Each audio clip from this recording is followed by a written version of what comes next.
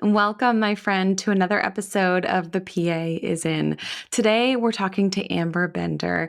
Amber is both a PA and a certified functional medicine coach. She is going to unpack for us what functional medicine is.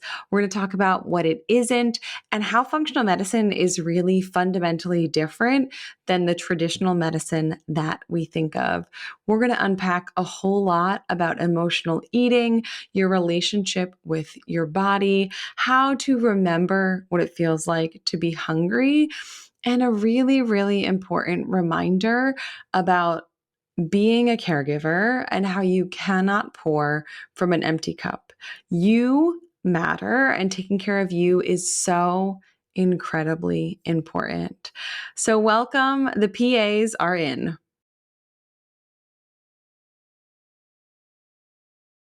Amber, welcome to the show. I am so excited that you are here and to dive into some of these important topics around health and functional medicine. Thank you so much. I'm so excited to be here. I've been looking forward to this for a while. So it's an honor to be able to chat with you and just to connect other PAs. Awesome. So tell us a little bit about your background, both as a PA and with what you're doing as a coach. Yes. I've been a physician assistant since 2015. I started out in kind of the critical care and surgery route. So I actually did an acute care surgery fellowship. And I loved it at the time, but of course was working a lot of crazy hours, doing a lot of on call. And in my own kind of personal life, I was working a lot on my health. I come from a background of having a lot of eating disorders, started in my teens and throughout all of my adult life, basically decades of on and off, just dealing with food and body issues. Throughout my life, things kind of propped up or came up whenever things in my life changed where there was this shift in my life. I was doing something new, whether that be PA school or my job, my career.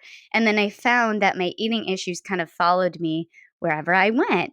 And so when I became a PA, I noticed that some of those old habits with emotional eating, overeating, binging, they were coming up again for me. And so I was really looking for some answers. I had really been searching my whole life for answers. And so I dove more into the natural health, holistic health kind of world and just learning about nutrition. And I found that the more I educated myself about taking care of myself and nutrition and eating, I was looking at food in a whole different way. And so that really began my own journey, my own personal journey. And after I kind of healed myself and had a transformation for myself, I thought, especially in healthcare, I don't think a lot of us are really taking the time to take care of ourselves. We kind of put ourselves on the burner. And I knew that a lot of people were having similar challenges and struggles like I was. And so I was thinking, I really want to try to help in this sort of way. So I actually became then a health coach. So I was working as a PA. I got certified as a health coach, a holistic health coach, and I was helping people kind of one on one. This was before the pandemic started and we could kind of meet in person. So I was doing that on the side and I was really, really loving it and enjoying it. But as you can imagine, doing a surgical fellowship plus working full time, meeting people one on one. I was also a fitness instructor, so I was teaching classes at a gym. It was really crazy. Um, and so the pandemic hit, which almost was like a blessing in disguise for me because I got to scale back a little bit and just refocus on what I really wanted. And so I stopped seeing the health coaching clients one on one. And that's when I came across functional medicine. And I know we'll talk a little bit more about that, but that's when I shifted gears and really started moving towards the virtual world and working with people online. Very cool. I think that this point that you make about as providers, we know how the body works, right? We know the pathophysiology, we know the theory behind things. And honestly, what we learned in school might not even be accurate anymore, but we think we know how, calories in, calories out, weight loss, exercise, burn more than you eat. We have these preconceived notions, whether true or inaccurate, but we're not great about taking care of our own body. It's almost like we get in this mode where we're very busy saving everyone else and we're not taking care of ourselves. I have personally been there on this walk with burnout and with getting sick. And so I'm very thankful that there are people like you doing this work because it is so, so needed. So let's talk about functional medicine. What is it? What isn't it? And what do people often confuse it with? Because I think there are a lot of misunderstandings around functional medicine. Yeah, that's really great because there are a lot of kind of misconceptions and people don't truly understand what it is or maybe where we're coming from or our intentions with it. So, functional medicine is really we call it a root caused form of medicine. So, we're looking at the root cause of whatever you're dealing with, whether that be how you're feeling, what your symptoms are, even what some of your chronic conditions are and where they may be coming from. So, we really are kind of like investigators in functional medicine. We want to get deep down into the whys of basically how we're feeling. So, sometimes in conventional medicine, a lot of times we go to our practitioner, we have a certain complaint or a symptom, and it's more of making you feel better by treating the symptom or, just kind of maybe giving a medication or a referral to someone else. But we know the modern model and the conventional model, there's not a lot of time to do a lot of that investigative work and really ask all those questions to figure out that whole picture. So functional medicine is looking at all of those areas of our lives. It's really taking the time with a client or a patient to find out, where could these symptoms be coming from? We learn about your background, your history. We're asking about your lifestyle, your sleep, your stress, your relationships, of course, your nutrition, because we don't want to just treat the symptom. We want to get down to the bottom of it. And once we can figure out where it's coming from, if we can take care of that, if we can treat that, then we're taking care of the problem overall. And that's where we can find the true transformation. So I think a lot of people get confused and they think that functional medicine is throwing a lot of supplements at people and things like that. And certainly we do very investigative work with very detailed, specialized testing. So the testing is much different than what we're used to, and I do have still a hospital job. So I work in both worlds. I work in the conventional model and I work in the functional medicine world. And so at my hospital job, we do kind of the basic panels, the basic blood labs, the chemistries, right? The hematology, all of that. Functional medicine, we take it layers deeper. So we're looking more at your cellular function, your metabolism, your hormones. We do complete gut analysis. We can do food sensitivity testing. We do genetics and DNA testing. So when we do this deeper dive investigative approach, we can really get down to that root cause that, when we go to our general practitioner, both goals in both worlds are to help someone feel better, right? So it all comes from a very, heart centered place. But in functional medicine, we just take, I think, a little bit more time to look at everything overall. And that's kind of the aspect of where the aspect of coaching comes in too, because then we can discuss with our patients and clients lifestyle change, lifestyle modifications, and we can have, more frequent appointments, more frequent meetings with them so that we can do things in a stepwise approach. We can follow up, we can check up, we can have more accountability, things like that, so that the patient is continually making progress in their journey. Sometimes in the conventional model, you go for a hospital visit, you go to the ER, you go to your doctor. There's a long gap between the times where, those visits happen. So it's like, who's checking in to making sure you're feeling better and we're actually figuring this out for you. What I hear you saying in this functional medicine versus traditional medicine, or the medicine that we think of when we think of my insurance pays for my well visit or my physical with my primary care provider, is that that provider is treating your symptom, whereas the functional medicine provider is investigating, finding the source, and working to heal the process as opposed to just treating the symptom. Yes, that's it. That's right. That's it in a nutshell. Which I think is important. I think it's important to realize that if you're tachycardic, your symptom is your elevated heart rate, but your source might be your thyroid, right? So, like, there could be something that's happening under the surface that needs investigation that could be discovered based on a conversation and symptoms and how you're feeling or detailed labs. But that simply saying, here's a beta blocker, hope you feel better, see you in 6 months, call us if anything changes, is not the same as continually asking the question, why? Why is this happening? What's the underlying process? What can we do to make you feel better? Not just put a band aid over your symptoms and see you in 6 months. That's right. That's absolutely right. Mhm. So, as very busy professionals who have a lot of things going on, maybe there are kids, maybe you have a spouse, maybe you are walking through a season where things are hard and busy, and you feel like your health goals are not really number one on the list. What can we do about that? What stands in our way of really prioritizing our health and reaching those goals? And what can we do about it? Yeah, that's really great because I think with our lives, we are so busy. We have so much on our plates and we kind of stack it on and we feel like we're like almost superhuman.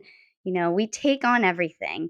And so, with doing that, I think that sometimes, like we talked about, our own health goals kind of get secondary to that or put on the back burner. And when I talk to a lot of women and I ask them the question very directly, what do you think holds you back most with getting to your health goals? Well, a lot of people will say time. I'm so busy. I don't have time. My schedule is so hectic. When would I fit it in? I don't have time to do a 5-hour meal prep on a Sunday, nor do I have the energy to do it. I don't feel like doing that being in the kitchen for that long. It's hard to get to the gym, it's hard to work out. So I think it's really because a lot of us can't just overhaul our lives. We can't just quit our jobs, quit our careers, quit our kids, and our daily responsibilities. So it's really finding out what can work and sink into our schedule. And I think what holds a lot of people back, and especially a lot of the women that I talk to, is that they think it has to be this grand plan where we go to the gym for 2 hours every single day. We do that meal prep every day. We're in the kitchen for hours. And what I help to teach is really just healthy hacks that sync or fit right into your daily schedule so that you can make it work for you because it really is doable. And I know this because I've done it myself. I had to. Like I talked about when I was doing a surgical fellowship. I was also working as a health coach, having consultations all the time. And I was working on my health journey and I wanted that to be number one. So I had to make it work for me and my schedule. So time is really a big one that a lot of women, especially, say that holds them back. So we have to just work with what you have going on to fit it in. And then the other one that a lot of women say, really holds them back is like I kind of touched on, sometimes we feel like we have to do everything all at once. And as we go into 2023 and we're thinking about kind of these New Year's resolutions and these big goals that we set, a lot of times we just set the bar way too high for ourselves. And I see that a lot, especially in healthcare. We're kind of the high achievers, the go-getters, the adrenaline junkies. If you're like me, I'm like a recovering perfectionist. I call myself that type A. And so we set these big lofty goals, which there's nothing wrong with that, but we don't have the plan in between where it's like set the little goals, the little stepping stones along the way to get there. You don't have to, if you're training for a marathon, you're not going to do it the very next day after you decide that you want to run 26.2 miles. There has to be a training plan in place. So I think with emotional eating and just eating and food issues, sometimes we think that we have to be perfect. So if we want to get to our health goals, we think, I have to follow this perfect plan. I have to follow this perfect diet. I can't eat anything good or bad. We start labeling things as good or bad. And the very second that we mess up or we don't follow it or we have a bad day, we do the thing where we throw in the towel. We say, we lie in bed, we say the things like, I'm going to start over tomorrow. Might as well just start over Monday because I ruined my day today. And so if we start to reframe our mindset saying that, it's okay if we have the little slip ups, look towards the next meal, look towards the next part of our day, right? And just refocus because we need to allow ourselves that space to not be perfect because we aren't, we're humans. So I think the perfectionist mentality can really hold us back with our goals because, like I said, the moment that we don't follow that very stringent plan that we set on ourselves, we give up. We say, well, I messed up. I might as well just go back to the old way. So we really try to kind of restructure that, set little goals that are very manageable, also goals that people are excited about achieving. I think that's a really good, combination, setting small goals and something that you're excited about doing. If it's something you dread doing, it's going to be really hard to accomplish that goal, right? So I think that's really important, but those are some of the things that women say hold them back. And then the third that I would say I hear most of all is people will say, I just don't have any willpower. I have no willpower. At the end of the day, I'm just tired and I find myself in the kitchen. I'm in the cabinets, in the refrigerator, and you know, I just keep eating and I don't know why. I don't know what's going on. I have no self discipline.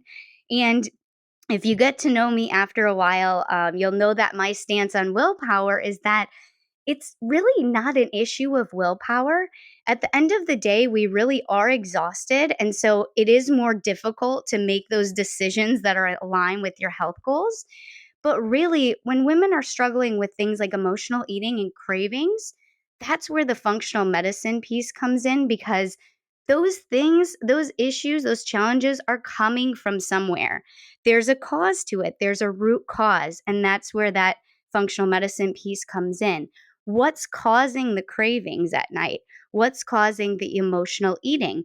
It's not a lack of willpower. It might be an imbalance of your gut, of your hormones. Your metabolism might not be firing as optimally as it should be, right? So we do that investigative approach to figure out the why. So it's really not a lack of willpower. And when I tell people that, it kind of gives them a little relief. It's like this burden lift off of their shoulders. Like, it's not you. We can figure out why this is going on. Absolutely. And the studies show that we have a certain amount of brain power and specific concrete willpower. So if you in the morning are making the good decisions and walking by the donuts in the break room and not yelling at your kids and making sure everything gets done at work and you're making all the quote unquote right decisions or kind of behaving or thinking like, oh, I'm doing a good job. I'm making the right choice, the right choice, the right choice. When you get to the end of the day, you actually have used up that ability to resist temptation. And so it's not like, oh, I'm weak because in the evening I eat ice cream. It's like I used it up. Like literally, I had a specific amount, and all day long, I had to make all of these choices. And I was cognizant and I was intentional and I did things in the way that made me feel good. And then you sort of run out. So, my question for you, how do we know? I mean, are cravings bad? Like, are sometimes cravings telling us like what we actually want and need from a nutritional standpoint? Are all cravings bad? I love that question. That's a great question because cravings come up a lot. And so the cravings are not bad. And it is honestly kind of listening to your body and what you may need. And what I like to say is sometimes when we have cravings for sweets or carbs, our body can't say exactly what it needs. It can't say, I'm deficient in protein. So, eat a really That'd be big nice. steak tonight or something like that, right?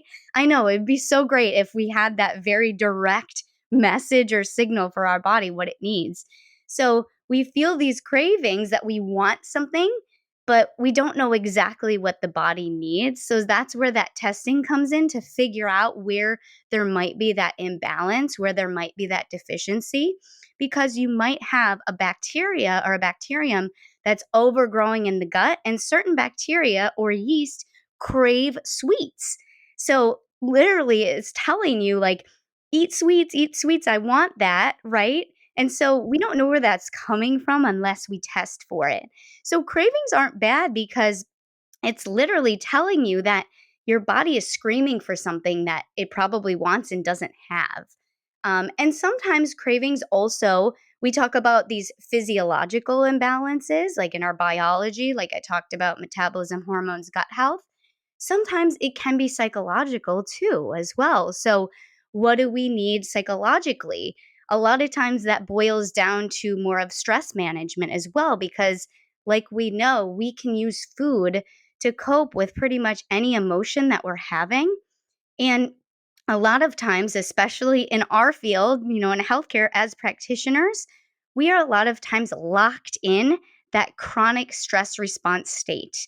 And so when we don't shut that down, when we don't shut down the sympathetic nervous system response and go into our parasympathetic, a lot of times we'll cope with that stress by eating, because we've known basically since we were born that, the baby cries for mom, the mom gives the baby food, the baby feels better. We know that food will make us feel better. It's like the instantaneous solution. We know that, right? It's built in. So a lot of times we turn to food in times of stress. So it's really learning different coping mechanisms with stress, number one. And then number two is, how do we shut down the stress response and get into that relaxation state and slow down? And I know it's so hard, especially in our field, to slow down. We're in that go, go, go chaotic mode. But that really is key to getting down to healing these issues. We interrupt this broadcast with a very important announcement. You are not making enough money. Your practice and your physician do not understand the value you are adding to their patients, and therefore, you aren't earning what you're worth. If in the past your requests for a raise have been met with one single word, no. If you're working more hours than ever and seeing more patients, but you're not making any more money and you're feeling pissed about it. If you feel like you've hit the ceiling of your income band, this guide is for you. I've compiled the 5 most costly and most common mistakes that PAs make when asking for a raise, and I've told you how to avoid them and what to do instead. Download your free guide at tracybingaman.com/mistakes. So let's talk about a couple practical strategies for you're going through your day, you're in the hospital, you're in your clinic, you're running your kids to daycare. How long and what can you do kind of as you go through your day to switch from that sympathetic, like fight or flight, like I'm intubating someone, I'm coding someone, somebody's sick, I'm clamping in aorta, or even like I'm in the family practice office and everyone needs me right now, to calming down? Like, can you do it while you're eating lunch? Can you do it while you're driving to get your kids from daycare? When can you figure out how to get out of that sympathetic nervous system? Yeah, and that's the perfect example, because we are like adrenaline junkies, go go go, super busy. So it can be hard, but the good news is that you don't have to do much to switch down to that parasympathetic and get into that relaxation response. I like to tell my clients and in my community, when you're at work, I know everything is unpredictable. You know, I'm eating while I'm working. It's like a working lunch all the time. But what you can do, especially before you eat, is just stop for a minute and take a couple very deep breaths. Slow, deep breaths. This can be a minute or two. And honestly, those slow, deep breaths, especially with a longer exhale and just focusing on that just for a minute, will bring you down. So it can be something very simple like that, because nobody has time to do a meditation for 20 minutes while you're at work. So those slow, deep breaths really help. And then I like to tell people too, when you come home from work, if you can turn off your distractions during mealtime, that's everything. And I know at work that's very difficult to do. So in work time, when it's chaos, all that busyness around you, I focus on the breath work. And you can certainly do that when you're at home too. But I think a lot of us are used to coming home, throwing dinner on the table, everybody's running around, the TV's on, we're on our devices, our laptops, things like that. Can you make mealtime a more, dedicated time to just eating? And so if you can turn down distractions, just focus on the meal, focus on the food, the textures, what you're tasting, all of your senses lighting up, that helps as well. And those are two really, really great strategies that we can get started with to turn on that parasympathetic nervous system response. I think that that is really valuable information. Like you were talking and I was taking deep breaths and I actually feel better now. Like even though we're recording and so I'm a little like, oh, I get a little wound up when we press record. But even just like I took a couple deep breaths as you were saying that and already I'm like, oh, I feel just a little calmer, just a little more centered. Certainly I'm still like on alert because we're still talking, but it's just a little like less. I just feel less. Yes. So the next thing that I want to get into is if you could talk a little bit about hunger cues because like today I'm driving home, I pick my kids up at daycare and of course they're starving, right? Like they're like Yeah. I have three little kids. Oh, I have five kids, but three of them are very young. So I pick them up from daycare and one says, "Mom, what's for dinner?" It's literally his first question. I'm like, "Hey buddy, how is school?" He's like, "What's for dinner?" Like he's starving. I'm like, he hasn't eaten all day, I'm sure, starving him. So I say, oh, it's Tuesday, we're having tacos. So we'll have like a rotation of different kinds of tacos on Tuesdays at our house. And he says, I'm hungry. And so my daughter, of course, she has to one up him. I'm starving. She says, I'm starving. And my older one, who's 7 in the way back, says, Mom, and I'm like, listen, if you tell me that you're hungry, like I know we're on our way home. Dad is making tacos. They're going to be hot and ready he will have the toppings on the counter. Like you can't be any more efficient. He's making the tacos right now. And I say, if you say you're hungry, and he goes, oh, no, no, no, I don't feel hungry. I feel hangry. So I'm like one that's hungry, one that's starving, one Hangry, that's hangry, hangry. just like to change it up there.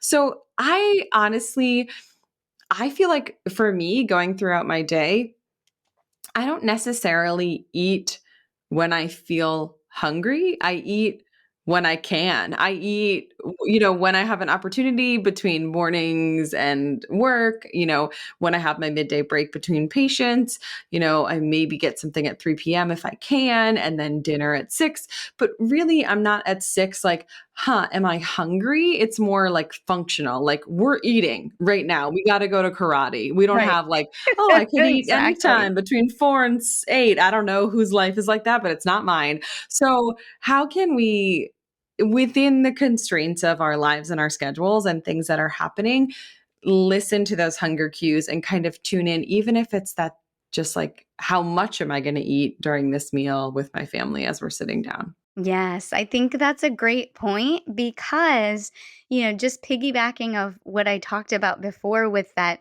being in that chronic stress state, when we are in that state, when we're in that sympathetic nervous system response, then we don't get those signals from our body and we don't listen. We can't get those messages from our body like we can when we're in the parasympathetic. So when we're chronically stressed all the time, sometimes people don't even get those body cues. And I hear a lot of people saying, like, I'm so busy during the day, I don't even feel hungry. How many times have you honestly said that? And it's really because we're just not getting that message because we're just in go, go, go mode. So the first step really is, switching down to the parasympathetic so that we can actually start listening to our bodies more. And there's this concept that I like to talk about called embodiment. And when we do slow down, we start checking more into our bodies. We start to just embody that and we can listen to those messages. And it's unbelievable how, when people start getting more into that relaxation response, they can actually hear those messages and those signals that the body is giving. So that's an important step to kind of work on first so that we are more in tune with those signals. And while we're doing that, I think it's really important, like you said, it's more of functional with our busy schedules. You don't have that block of time from 4 to 8 p.m. to be like, I'm just going to wait till I'm hungry, because that would be the best case scenario, because then we're actually eating when our body wants to be nourished with food. But in the meantime, I think it is a great strategy to plan out times throughout the day that we are eating, because the part where it can really derail is if we are really busy throughout the day. And when women say, I'm so busy, I hardly eat anything all day. Well, if you let yourself go so long without eating and such long stretches without food, a lot of times it ends up at night. That's when the overeating, the emotional eating, and all of that can set in, because your body's finally getting, home and getting relaxed, and it's like, okay, I can finally eat now. And it's like we're almost making up for that lost time. So it's really important in your day to figure out, even if it is on the go, which isn't ideal, but figuring out when you can have blocks of eating time. And then also, if you're not receiving those messages like that you're hungry, just making sure that you choose very balanced meals or snacks. And when I talk about balance, I mean macronutrient balance. So making sure you're getting in enough foods from the different food groups, but especially those proteins, fats, and carbs. Because when we don't eat in balance of our macros, that can also kind of set us up for quote unquote failure at the end of the day, when we're craving certain things again, because we might be deficient in a certain macronutrient group, right? And that's without taking into consideration very specific nutrition plans or diets that people follow.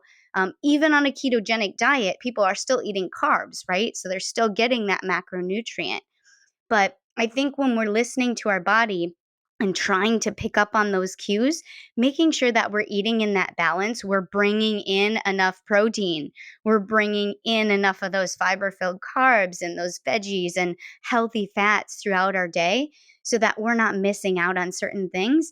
And then certainly not going too long without eating, because we've all been in that state where all of a sudden we're like not hungry all day, maybe didn't eat anything all day. And then we get home and what happens? I'm starving. I'm, hangry, Hangry, yeah. ravenous, right? So, Yeah. yeah. I think that's important to find those blocks and to plan for when you're going to eat, because if you don't, you won't, which kind of leads me into what I want to talk about next, which is this mentality of being a caregiver, being a provider, being someone who feels called to, as your passion and purpose and the professional aspect of your life, to take care of other people, and how that kind of fits in with what we're talking about, which is taking care of yourself. And there were periods of time in my life where, as a new mom, I definitely wasn't taking care of myself. Where, as a new PA, I was so overwhelmed by the responsibility that came with having other people's lives in my hands that I forgot to eat, or felt like, listen, I can't take care of myself. There were days when I was a urology PA that I ran around the hospital and I helped 20 other patients pee and make sure that they were emptying their bladder. And I got to the end of the day and I was like, first of all, I don't think I have to pee because I haven't had one sip of water all day. And even if I had to pee, I would have just ignored it because I had too many other people to make sure their bladders were empty to worry about my own. So talk about your experience with that. Talk about how we can change that mindset that we're either last on the list of people who we are taking care of, or worse, not even on the list at all. Right, right. And that's just, I kind of laugh at your example there because it's so true. I mean, we go incredible stretches of time with not even drinking water and like not having to go to the bathroom our whole entire shift because we just put it off. We're helping everybody first. I mean, that's just an incredible example of kind of what we do, and we really just prioritize because it's built into our nature. We're those caregivers, we're those healers. We put other people first and care for them first before ourselves. And I think, especially, we talk about the last, I guess, 2.5 going on 3 years. This has been even more so when we've been lost on prioritizing ourselves and our health. I look around, in healthcare, in where I work, in the hospitals and everything like that, and sometimes you just think about it and you're like, wow, like we're the most unhealthy group of people. We take care of other people, we're saving other people's lives, watching out for them, but we just don't put it at the top of our list. And I think here it's just important to remember that, we talk about this example all the time. When we're pouring from that empty cup, when we haven't filled up our own cup, we're not giving our best selves, right? And everything that we have to offer, all of our strengths, all of our skills, they're best delivered when we are our best too. And the only way that we can do that, and it's so hard. I know it's so hard because I was in the same spot too, but we really, really have to put ourselves first and our health first. And that does not mean that you can't care for other people. It just means that you'll be able to care for other people better. So I think now more than ever is the time where a lot of people are starting to think and shifting their focus, to, I need to really take care of me now. I've been putting everybody else first. And that doesn't even have to be in our profession or our careers. It can be family members and friends too, right? Because of all these responsibilities to others. But you can absolutely prioritize yourself. You can prioritize your health. And we talked about kind of in the beginning, you can do all that without it having to be this huge block of time in your life, just fitting in these small, healthy hacks and tweaks and then building them up over time. I talk about this concept of habit stacking. So it's kind of developing one small habit and getting that down pat, right? And then adding to it, building another habit. And that's really how we build a new lifestyle. But we can't do that overnight. It definitely takes time. I think that's kind of the key to start thinking about how can we prioritize our health a little bit more, and then just changing that mindset of, when I put into me, when I work on me, then I'm giving my best version to other people. And it really is true because it shifts your energy, it shifts how you carry out your everyday life and carry out your job. And as a provider, you're in a position where patients are looking up to you. And if you're a parent, the same is true for your kids. And I truly, truly, deeply believe it is more impactful to the people who see you as a role model for you to show it than to say it. So if you say to your kids, health is important and physical activity matters, and then they spend 20 years never seeing you move your body, and you take them to soccer and you sit on the sidelines, I think the better example is like they're warming up for soccer and you're jogging around the field, right? You're moving your body as you're telling them why physical health matters. And instead of saying, like, you only get one body, like, let's take care of our bodies, you're taking care of your own body, and they see you doing that and they are impacted by it. The same is true when you have a patient and you say, hey, you're pre-diabetic, what I'd really like to see you do is XYZ, and you're thinking in the back of your mind, oh, they're never going to do this, or I couldn't do this, or this isn't how I'm living my life. You're just going to come across in a less empathetic, less authentic way, because you're saying you should change your lifestyle, but you're not sort of walking the walk as the Yes, that's what provider. I was gonna say. Yep, it's like walking the talk, not just talking, or walking the walk, not just talking the talk. It's absolutely true. The strongest message that we can deliver is really just taking action ourselves. It has the biggest impact, like you mentioned. And yeah, just setting that example, setting that role model for our patients, our kids, our other family members, because sometimes you can give as much advice as you're going to give and people won't follow it. But when they can see what you're doing, and then they can see the results or the progress or the influence that that's having for you in your life, when I started doing that, then people ask questions and they're like, what are you doing? I want what you're having. Like, I want to do what you're doing. And it's really just you're walking the walk. And that's the greatest example. Yeah, absolutely. So if people are looking to have more of you in their lives and they're saying, hey, this is a role model that I want, how can I get in community with Amber? How can I go, find her, connect with her online? Where are all the places that we can find you? Well, I love that. I love that. And I'd love to connect with people too. I'm always looking for like minded people so we can support each other and lift each other up. And so I actually have a Facebook community. So when I was talking about, my audience and who I really connect with, I do have a community on Facebook. The name of our group, it's called Banish Burnout and End Emotional Eating, and anybody is free to join it. It's a free community. I do trainings in there all of the time, and it's really fun. It's very supportive. We have a great group in there, and it's a very active and interactive group as well. So that would be the number one place: Banish Burnout and End Emotional Eating. And then I also have a website. That website, my address, it's Amber M, as in mom, Bender. So it's my name with my middle initial, ambermbender.com. And again, that place is a great spot for resources, for trainings, how to kind of get connected with me. But those are the two best places where we can stay in touch and you can learn more about kind of what I do. Awesome. Well, thank you, Amber, for sharing this. I absolutely feel that this is going to resonate with a lot of our listeners who needed that reminder to take the deep breath, to tune back into their body, and to be cognizant of this as we go through life. So, thank you so much for being on. And thank you so much for having me. It's been a true honor. Wow.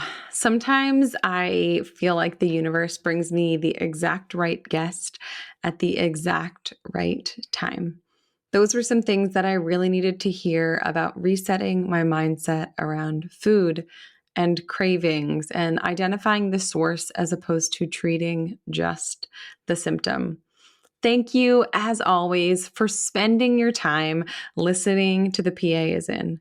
It means so much to me that you are a part of this community and that you showed up and tuned in and reminded yourself that you matter and that your health is so important.